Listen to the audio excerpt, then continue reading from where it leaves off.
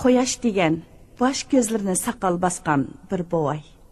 Uning nurani chiroyidan butkul koinotga illiqlik taraydi. Bu bovayning jami 9 nevrisi bor. Lekin u bir nevrisiga hammadan bek amroq. Uning bu eng amroq nevrisi qaysi? Sizlar Quyash Naxshsini anglasanglar, uning ismini cho'qim aytib beralaysizlar.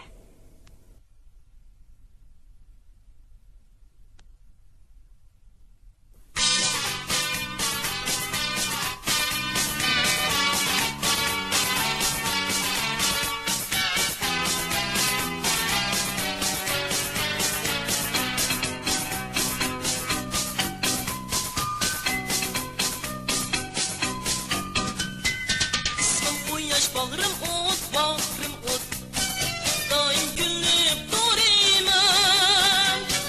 Biz yayımda tutsam o, kan cahanni göreyim.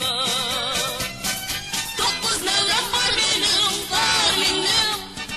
nice kıymet kızım, hem nevrim içinde, yaşarı akıllı.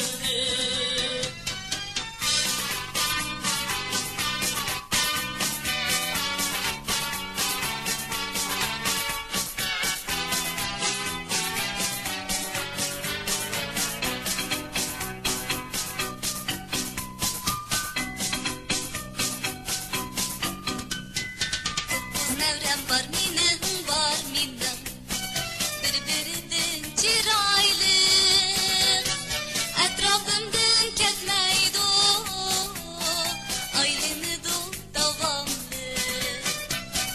9 nevrem var minin, micaz hulki bak kızım, hem nevrem içinde, yaşarı